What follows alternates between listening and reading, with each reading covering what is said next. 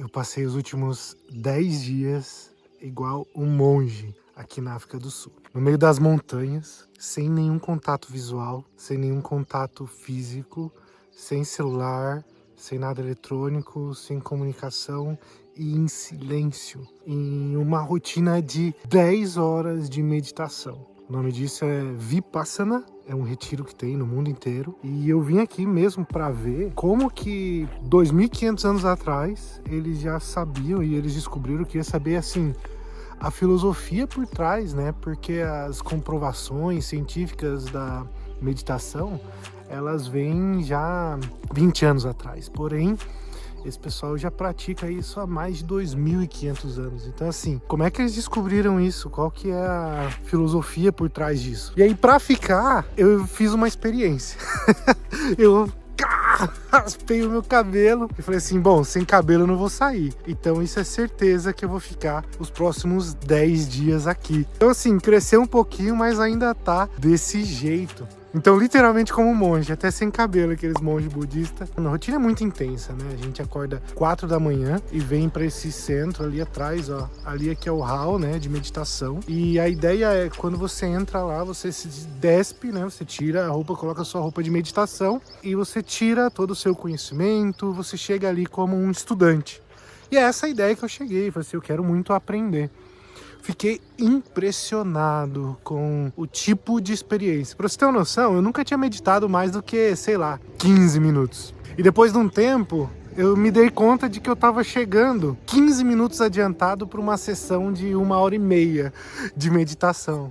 Então, assim, coisas que você não acredita que você é capaz. Você acaba aprendendo sobre muita coisa. Tem 1 hora por dia de discurso, onde o Goenka, que é o professor, né, que iniciou, né, esse retiro Vipassana lá na Índia, ele faz esse discurso, é uma gravação, mas nada assim religioso, embora fala muito sobre mentalidade, sobre pensamentos, a respeito de várias coisas, mas nada assim que fira ou que interfira em alguma crença. Tem gente aqui budista, tem gente aqui cristão, tem gente aqui sem religião, tem gente aqui esotérico, então várias religiões também. Mas foi uma experiência muito interessante. Eu não acho que é para todo mundo, mas eu acho que eu vou dividir esse discurso em 3 pontos. Numa experiência pessoal, que é mais ou menos o que eu já fiz aqui, num relato meio que profissional, e eu acho que eu vou pegar até de repente algum depoimento. Tem 3 pessoas aqui que falam português. O Carlos, que é de Portugal. Tem um médico que é da Suíça, mas morou um tempo no Brasil, mas ele já falou que tem vergonha de falar, que não quer falar, e ele não fala tão bem assim, mas... E tem um rapaz da França, mas assim, nem fala muito bem português também. Eu vou ver se alguém também traz algum relato, e eu vou também pegar alguns takes aí pra vocês. O lugar é impressionante, né, gente? Você 100% focado, centrado assim em volta das montanhas. Teve um dia que tava nevando no topo de uma das montanhas, assim, e a gente olhando aquela neve. Foi bem frio quase todos os dias. Então, assim, depois de 10 dias sem falar, você fica assim, que diferente que é falar, como que é essa história, né? Né? Como se pronunciar. É que todo mundo falando inglês ainda, tem mais espaço, né, de voltar a se expressar, voltar a se comunicar. Foi uma experiência interessantíssima, né? E aí eu queria fazer um relato para vocês. Espero que vocês gostem. Enquanto isso eu vou apresentando o lugar. Basicamente essa era a vista que eu tinha todo dia de manhã. Deixa eu mostrar aqui o quarto, né? Aqui é o caminho que vai para os quartos, né? Cada quarto é individual. O meu quarto ainda tá meio bagunçado porque é vida real mesmo. Então aqui, quarto simples, individual, com banheiro, né? E aqui tem a nossa rotina, para vocês terem uma noção, ó. 4 da manhã, acordar. Aí grupo, né, de meditação, 6h30, o café da manhã. Aí meditação, 8 horas. Meditação de novo às 9h10. E aí o almoço, 11 horas. E aí tem ali o horário de entrevista, mais meditação, outra meditação até ali às 9. Então assim, uma rotina bem intensa. Mas aí eu acordava de manhã, né? E de noite ainda vinha e me deparava com essa montanha mais linda dando bom dia. Era sempre um desafio, né? 4 da manhã, um frio. Mas depois de um tempo você vai percebendo que que a adaptabilidade do ser humano é algo surreal, né? Até eu tô quase me adaptando com esse meu novo cabelo. Coloquei uma camiseta aqui por cima, porque tem uma marca aqui, né? E aí eu não queria distrair. Eles pedem para qualquer marca, qualquer coisa que tiver mais evidente assim, não apareça. Enquanto eu vou caminhando aqui, eu fico impressionado o quanto que o ser humano é um bicho adaptável. Por quê? Aqui eu vou dar um relato profissional. Esse é o caminho que eu fazia todo dia de manhã, né? Saindo aqui dos quartos. E aqui essa é a rua principal. Que lá naquele topo, não sei se dá para dar zoom, não dá. Era onde ficava nevando, né? Sobre a adaptabilidade. O ser humano, é por isso que nós temos várias culturas, né? A adaptabilidade do ser humano talvez seja uma das habilidades mais fortes que a gente tem. Eu que nunca tinha meditado, chegar, depois de 10 dias, chegar adiantado, me dei conta, cheguei adiantado, 10, 15 minutos. Eu nunca tinha meditado por 10, 15 minutos. E aí eu me deparei chegando adiantado, 10 minutos, para uma reunião de meditação de 1h30. Muito do que se aprende dentro daqui desse curso, né, de 10 dias, existe esse curso de 10 dias, que é o mais comum, existe o de 20 dias, existe o de 30 dias, existe o de 60 dias. Eu acho que 60 dias, assim, sem falar, acho que é um pouco difícil para mim.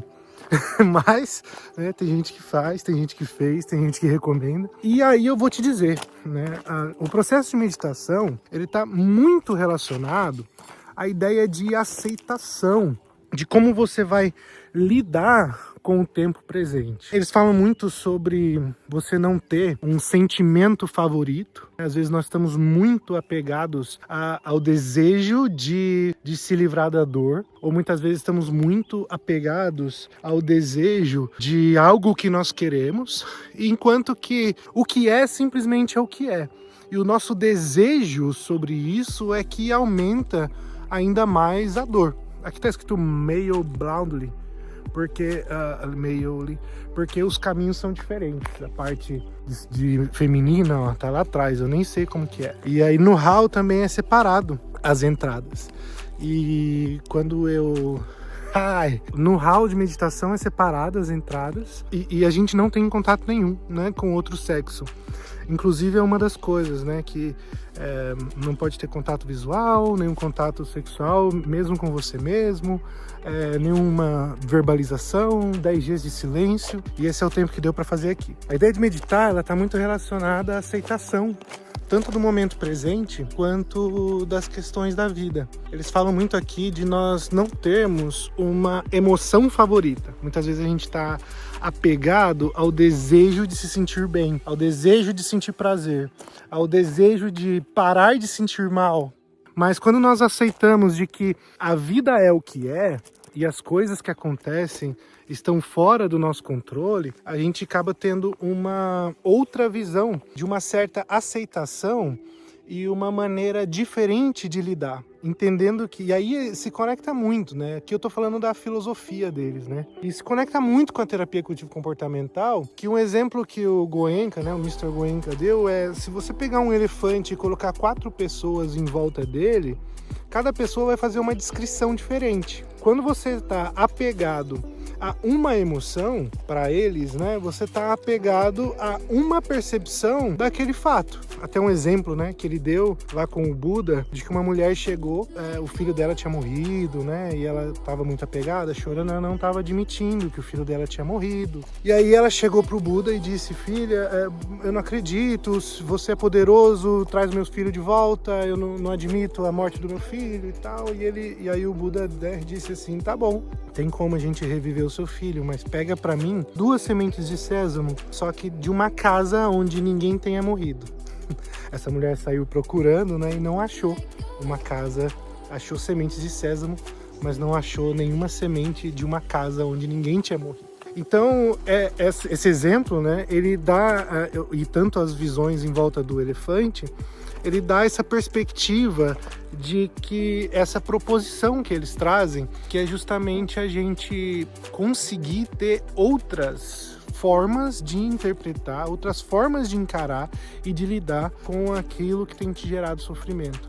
E que o seu sofrimento é muitas vezes parte de um apego a uma única visão, a uma única percepção daquilo que aconteceu ou daquilo que está acontecendo. Eu acho isso assim, pensar na filosofia dessa de 2.500 anos atrás, gente, hoje a gente sabe, né, das evidências da terapia cognitivo-comportamental. É fácil chegar aqui cheio de estudo, né, de comprovações, de ensaios científicos, mas perceber de que essa é uma leitura um pouco diferente, mas que muito do que a gente acaba fazendo em psicoterapia, né, nos métodos mais avançados que a gente tem, digamos assim, né, os mais proeminentes atualmente, é muito do que era se proposto a esse tempo exatamente atrás. Então é muito de se admirar, e eu tenho pensado muito sobre isso, e é muito interessante você ver essas novas perspectivas e você se apegar na ciência, mas também olhar, né, da onde que veio toda a filosofia. Eu acho muito interessante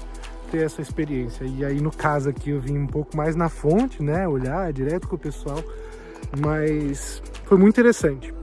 Então é um relato profissional, né, nesse sentido. Para quem que eu recomendo? Não recomendo para todo mundo, não. Para você ter uma noção, o pessoal que está participando aqui, bom, dos que eu conversei, né, não conversei com todo mundo, mas um era médico da Suíça, veio para a África do Sul, ficou 5 meses, daqui ele está indo para a Tanzânia. O outro era médico também, mas era das Forças Armadas. O outro era um advogado. Uma outra pessoa era um cinematografista, como é que eu posso falar? Sei lá, um diretor de cinema. Tinha um rapaz que era, falei já, advogado. Tinha um outro que era surfista. Você vê que é um pessoal que assim, não tá lidando exatamente com um trauma ou com uma dificuldade muito específica. Eu talvez não indique para quem tá assim num período de, né, de vivência sabe, de alguma experiência, de algum luto. Eu acho que eu não indicaria uma experiência assim.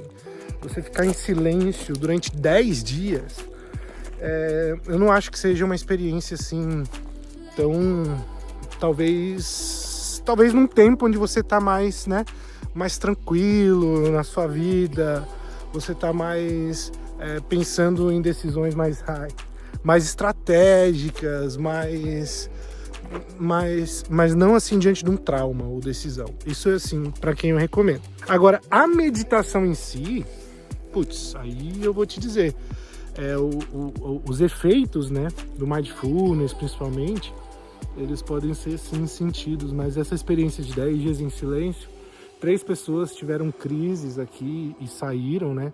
Acho que um grupo de mais ou menos umas 30 pessoas. Teve um rapaz da França que eu conheci também, que ele até conhece um pouco do Brasil, vê se eu consigo falar com ele e trazer aqui com vocês.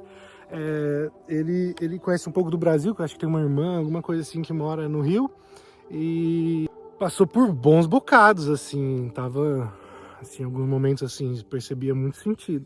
Mas você não pode conversar, você não pode falar, só agora no final, né? Só agora no último dia que a gente... Opa, quase caí aqui.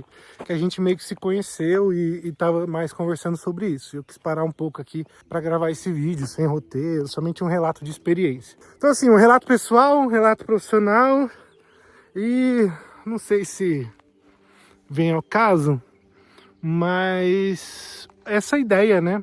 De que a gente fica bem preso muitas vezes a uma expectativa, a uma forma de ver o mundo.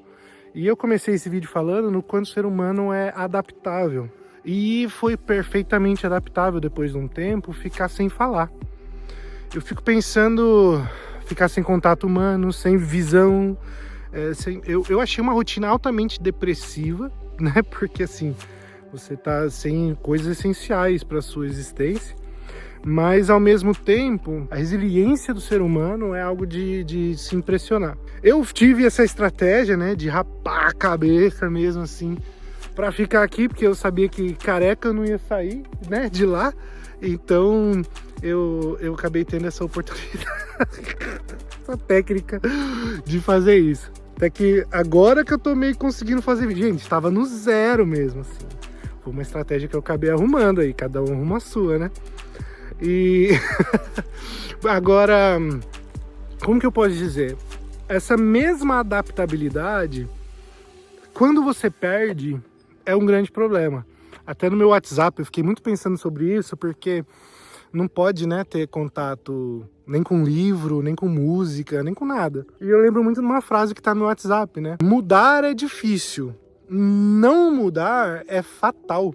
A nossa vigência enquanto humanidade não está atribuída à nossa força.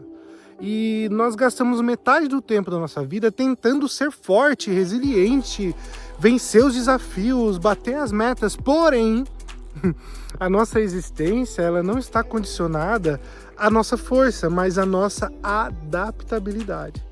E essas ferramentas ensinadas aqui, que podem ser aproveitadas, né, via meditação, é uma das ferramentas assim super poderosas para a adaptabilidade, para melhorar a sua adaptabilidade. Quando você se vê preso numa maneira de pensar, numa maneira de exercitar a sua existência, numa maneira de viver, é quando nesse momento você está perdendo a principal capacidade associada à sua existência, que é justamente a sua adaptabilidade. E essa foi mais uma prova disso, né? Eu já tinha passado por alguns desafios na minha vida, mas esse, né, enquanto adaptabilidade, foi de longe, acho que um dos maiores, realmente, assim. Tirando alguns percalços que a própria vida, em sua natureza de ser, nos traz, esse desafio aqui, ele foi realmente um grande desafio colocado. E se você assistiu até aqui, eu acho que valeria o joinha, né? Mesmo. Eu vou fazer um outro vídeo um pouco depois, um pouco mais com roteiro, falando um pouco das técnicas, do que é cada coisa. Esse, assim, é um meio que talk to head, assim, sabe? Espontâneo mesmo, para falar diretamente com você. Esse caminho aqui é o caminho, vou mostrar para vocês. É um caminho que eu nem sei se eu posso fazer, mas vou aproveitar qualquer coisa, né? Vocês já vão ver aqui em tempo real. É um caminho, porque assim, como você não tem eletrônicos, também não tem relógio. Então, toda a nossa rotina é orientada pelo gongo. Então é tocado aqui um gongo. Eita, não pode relar no gongo, que é alguma coisa, deve ter alguma coisa assim. Então quando toca o gongo, que você levanta. Quando toca o gongo, que daí é a hora de comer. Quando toca o gongo, é que daí é a hora de fazer o que precisa fazer. E aí a nossa rotina toda foi exercitada aqui pelo ressoar do gongo. Achei muito interessante isso também. E é isso, a nossa adaptabilidade, ela é sempre testada na nossa vida, tá? Sempre, sempre. Uma coisa que não muda é de que tudo está em mudança. Isso também é falado aqui, né? O mundo está em constante mudança. Constante mudança. E nos coloca diante de uma realidade de que tudo é temporário, tudo é fluido. Eles falam anicca, né? Tudo isso é fugaz, seria uma tradução. Né? Tudo isso se desfaz, toda a nossa vida se desfaz muito rápido. Hoje é sol, amanhã é noite, daqui a pouco é noite, hoje é frio, daqui a pouco é verão, hoje estamos vivos, daqui a pouco não, hoje estamos perto, amanhã estamos longe. Toda a nossa vida está em plena e constante mudança.